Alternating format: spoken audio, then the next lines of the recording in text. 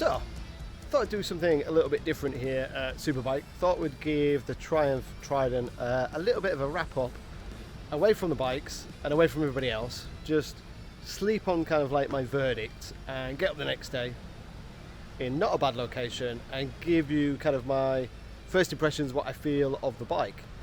I can see why Triumph have done it, because there is a gap between the 660 and the 765 RS.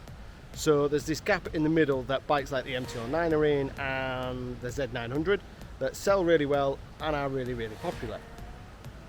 The original Street Triple was really good fun. Was that like 675 originally? But that was really good fun, and that kind of fitted in that midway gap, and that was like a sporty bike, not really a track bike, but really, really good fun as a just a weekend blast, you know, do maybe 100 to 150 miles on a Saturday, go to the coast, have some fun, chase your sports bike mates in relative comfort. But it was also a bike that you could commute on and go to work on, and I think in many ways this is where the Trident is fitting, although I think it's a little bit more grown up.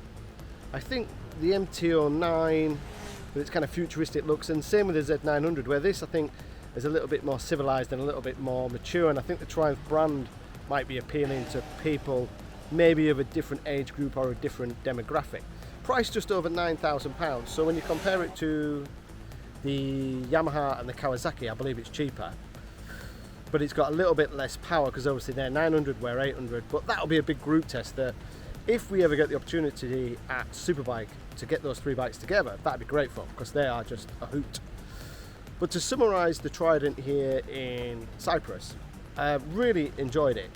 It's just so versatile and it's very good at doing everything. So it's good for relatively new riders because you've got the lane sensitive ABS, you've got the lane sensitive traction control, it's very smooth, the throttle delivery is really good. You've got a rain mode, a sports mode and a standard road mode. To be honest, I never really went in sport, just kept it in a standard road, and even when it was wet I didn't really use the rain mode, but maybe new or inexperienced riders might want to do that. Fueling's really good. The gearbox with the auto blipper, or the Triumph Shift Assist as they call it, really good on down changes, even at slow speed. A little bit stiff, but that's about it. Clocks work really well. I think some people might find them a little bit basic. Clocks are getting a little bit more futuristic and a little bit more crazy at the moment.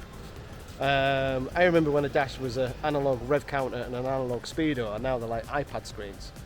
It's still got Bluetooth connectivity. It's pretty simple and straightforward, but when you change the mode you can't see what mode you're in. And then the styling at the rear end, that's the only other negativity, but styling is all personal. But everything else, it scores really highly. It's got enough power, it's got enough torque, it's really good from low down. Wheelies in the first three gears, which means it's got loads of torque. Really from low down and RPM in second, you can just up and up it lifts. Handles well. It's not razor sharp like the RS, but it's not lazy. It seems relatively easy around town at slow speeds. The only thing we've not done here, we've not had the opportunity to have dry roads and really go for it and like throw it on its pegs and go peg down, peg down, peg down and really hammer it. I've really hammered the MT-09 and is it MT-09 SP? I've rode the Z900 fairly fast, but I've not rode this really fast yet. Like the brakes are good, but they're not razor sharp. And the suspension's got adjustment, but it's not fully adjustable. But then I guess if you want that, you go for the RS.